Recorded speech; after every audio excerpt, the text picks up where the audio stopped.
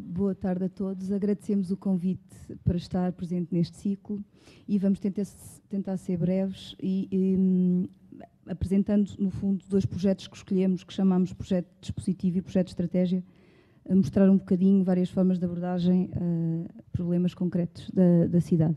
Bem, a Artéria é um ateliê independente, de arquitetura independente que faz várias coisas, mas que tem como método de abordagem identificação de problemas no terreno e depois lançar soluções com envolvimento grande com a comunidade para os quais, portanto, precisa dessas mesmas soluções. E, portanto, usar as competências da arquitetura nesse sentido. Este primeiro projeto que apresentamos é o Edifício Manifesto. É um projeto que nasce de uma reflexão sobre o conjunto de edifícios banais que a cidade tem, que ninguém se interessa, pronto, particularmente, e não são também do interesse dos grandes investidores imobiliários. E na altura nós pensámos nisto como uma espécie de construção manifesto de chamar a atenção para estes edifícios, porque neste tipo de edifícios banais e numa espécie de cidade banal é onde vivem uma parte dos habitantes, portanto teriam que ter uma atenção. Teriam que ter uma atenção, sobretudo dos arquitetos, não é? Não nos focarmos só nos grandes edifícios. Pronto, podes passar. Então, este projeto começou, de facto, com uma associação, a Associação Renovar a Moraria, que nasceu em 2008 até com um manifesto, uma petição pública para salvar o bairro, e que esteve 2 anos num quinto andar, e a certa altura surgiu a oportunidade de se ocupar um piso terra, um edifício camarário, com problemas em mau estado de conservação, e eles aderiram imediatamente porque queriam, de facto, estar na rua com as pessoas e poder poder pôr em prática todas as ideias que tinham para o bairro, não é? Pronto. E aqui entra a arquitetura. Podes passar. A Renovar a Moraria chamou-nos e não havia, na altura, recursos, portanto, havia um problema base para começar uma intervenção, que é não temos como fazer, como é que poderemos fazer isto, mas juntámos esforços, criámos uma equipa entre a Artéria e a Renovar muito empenhada em pôr isto em pé e no fundo o manifesto foi um guião de um projeto, de uma história que iria possibilitar que esta reabilitação ocorresse. Ajudou-nos muito na altura, apanhámos a abertura do programa BIPSIP e concorremos com o projeto, que seria uma casa comunitária para o bairro da Moraria e isso foi o pontapé de saída, de facto, para começarmos esta obra. Podes passar. Ao mesmo tempo que fazíamos o projeto de reabilitação, construímos um serviço educativo específico para envolver a comunidade local, sobretudo as crianças de uma escola pública de primeiro ciclo do bairro, e conseguimos com elas, no fundo, expô-las ao que é fazer um projeto de arquitetura, intervir no edifício, aquilo que temos que pensar, a relação do edifício com o bairro. Isto para nós foi muito interessante e já temos vindo a desenvolver mais projetos educativos e já nos têm convidado para desenvolver mais projetos educativos com escolas públicas. Temos sempre trabalhado com escolas públicas, no sentido em que, por um lado, estas crianças, de facto, estabeleceram uma relação muito concreta com o edifício porque sabiam onde ele estava, portanto, podiam lá deslocar-se sozinhas e trouxeram os familiares com elas e, portanto, ainda hoje vemos as crianças a irem fazer trabalhos de casa e usarem o edifício de uma forma muito fácil e isso para nós deixa-nos muito contentes porque, de facto, também achamos, e também tem a ver com a ADN da Artéria, tentar chamar as pessoas para a cidade, não é? E tentar envolvê-las nestes processos também de pertença que precisamos que as pessoas se envolvam nisto, não é? Não acontece só com os arquitetos, não é? Precisamos da população. Podes passar. Pronto, isto depois foi todo o processo de obra, isto era o estado existente, os problemas que tínhamos, os constrangimentos normais de um projeto de arquitetura, acrescendo aos constrangimentos de poucos recursos e portanto, tivemos que encontrar uma solução, podes ir passando, que, por um lado, reforçava a estrutura existente, tinha um caráter reversível, contámos com um conjunto de apoios de uma série de marcas de materiais de construção e tentámos, com todos estes ingredientes, responder à necessidade do programa que a associação tinha. Portanto, foi uma espécie de equação com várias incógnitas. Aqui já vemos a casa em pleno funcionamento, com todas as atividades e programas culturais, aulas para estrangeiros, aulas de ilustração, quer dizer, um conjunto de ideias que eles têm e que estão a correr muito bem e de boa saúde. Podes. Esta ilustração do Nuno Saraiva é muito engraçada porque, a certa altura, é uma espécie de um edifício icónico que nos... que de alguma forma traz a própria... ou seja, revela que a apropriação de quem lá está e quem está a fazer todo este trabalho ganhou uma certa... apropriou-se da coisa e diz nós somos a casa... Quer dizer, a casa comunitária ganhou essa propriedade pelos próprios ocupantes e dinamizadores. Isso para nós também nos deixa muito... Portanto, não foi o arquiteto que desenhou o ICAN, quem habita o edifício é que o desenhou. Isso para nós também nos deixa muito contentes. Podes. Pronto, agora vamos passar a um segundo projeto e se calhar passava-te, não é? Eu gostava de ir para o outro slide anterior. Isto é uma visão do quarto andar. Nós estamos num quarto andar, na Baixa, entre a Baixa e a Moraria. Isto para nós é particularmente importante porque esta paisagem é aquilo que nós vimos do nosso ateliê, que trabalha sobre reabilitação urbana. Para nós é importante, e trabalhamos essencialmente sobre isso, trabalhamos sobre pré-existências no sentido de lhes dar continuidade. Ou seja, a questão do edifício banal, eu posso dizer que o edifício onde a Renovar está hoje sempre foi um edifício onde existiram associações, descobrimos isto no fim da obra, ou seja, foi uma grande revelação, foi alguém da Renovar que descobriu num arquivo, foi uma grande revelação porque nós trabalhámos para construir uma casa de uma associação no mesmo sítio onde já tinham existido outras associações e entre as quais uma que congeminou um derrubo de um governo em 1859. Portanto, eles ficaram particularmente impressionados com esse facto.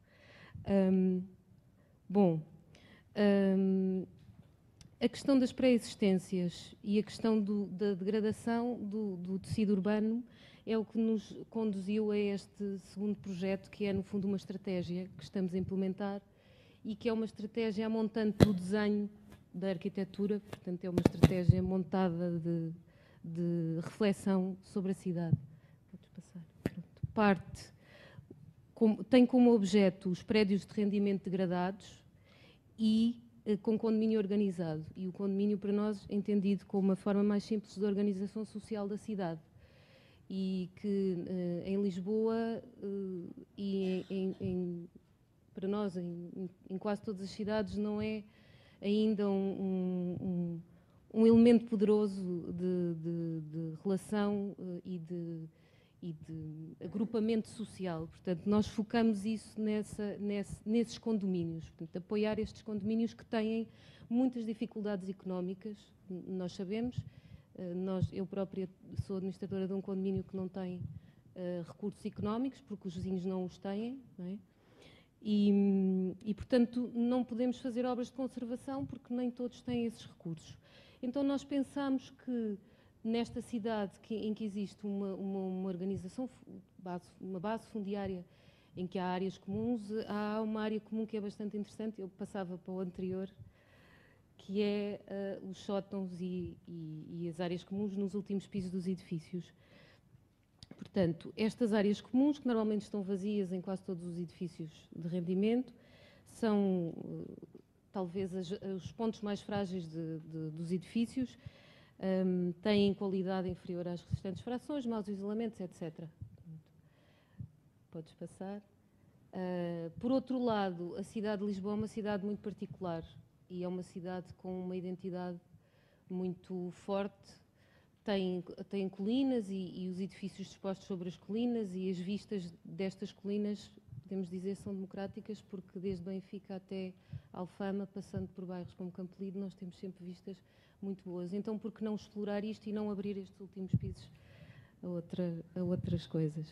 Bom, podes passar. Agora, nós achamos interessante trazer para aqui este instrumento de trabalho, que é um bocadinho a nossa maneira de trabalhar, um bocadinho das ciências sociais. Nós mapeamos muito bem o problema e este trabalho toca várias dimensões, a dimensão social, a dimensão urbanística e legal e a dimensão ambiental.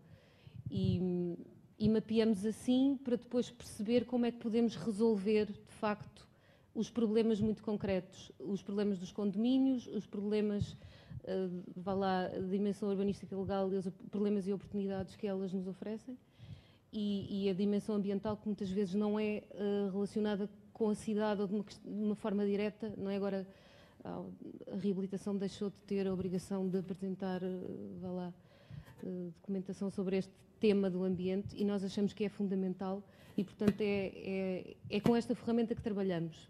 Vamos passar. Bom, isto é se calhar um projeto um bocadinho ainda numa fase muito conceptual, mas não deixamos de o trazer porque ele de facto traz uma questão, a questão do local, para uma questão de cidade e uma questão de intervir em toda a cidade ou criar instrumentos que permitam a reabilitação de uma cidade e não só de um centro histórico, mas de toda uma cidade.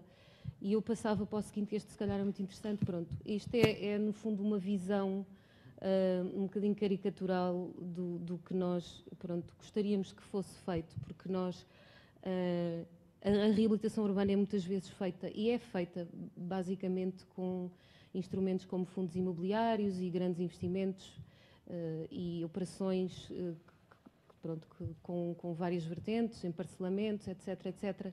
E nós achamos que aproveitar ou criar instrumentos como fundos de reabilitação social em mega operações era o que nós gostávamos mesmo que fosse possível, mas que essas operações servissem não para, no fundo, criar cortes e discrepâncias na cidade, como agora acontece e aconteceu em vários sítios. Não me vou alongar sobre esta questão, mas todos nós sabemos isso. E no fundo, pôr esta questão da mega operação numa coisa que fomentasse a cidade, os seus habitantes e que ajudasse, de facto, enquanto que se poderia investir, porque isto é, no fundo, o monopólio, a visão do monopólio é um investimento, não é? Ali o Skyline é um investimento, porque são os melhores espaços da cidade, com as melhores vistas, etc. E os investidores podem investir e, ao mesmo tempo, o condomínio pode ser financiado a partir disso. Não sei se perceberam isso. Pormos essa questão de como é que se pode reinventar a cidade, investir na cidade e, ao mesmo tempo, ajudar a cidade a regenerar-se no que é a regeneração urbana, não é? Que é um conceito mais vasto do que a reabilitação. Pronto. E termino com uma conclusão sobre a nossa metodologia de trabalho, que foi essencialmente isso que procuramos mostrar.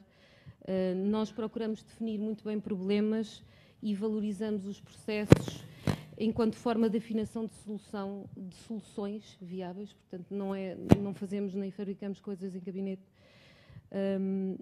E procuramos trazer para a nossa solução parcerias, estamos a estabelecer permanentemente parcerias, vamos encontrando diariamente outras instituições. Neste caso, este projeto está, e tem 2 anos já esta ideia, mas este projeto está na Bienal de Veneza e foi a oportunidade que encontramos para o conseguir relançar e foi uma grande oportunidade. Faz parte de um jornal da Bienal, que é o Homeland, e com o curador Pedro Campos Costa e com o editor André Tavares, e já temos candidaturas para financiar parte do projeto com outras instituições, como a GEOTA, o Grupo de Estudos do Ordenamento do Território e Ambiente, e pronto, muito obrigada a isto.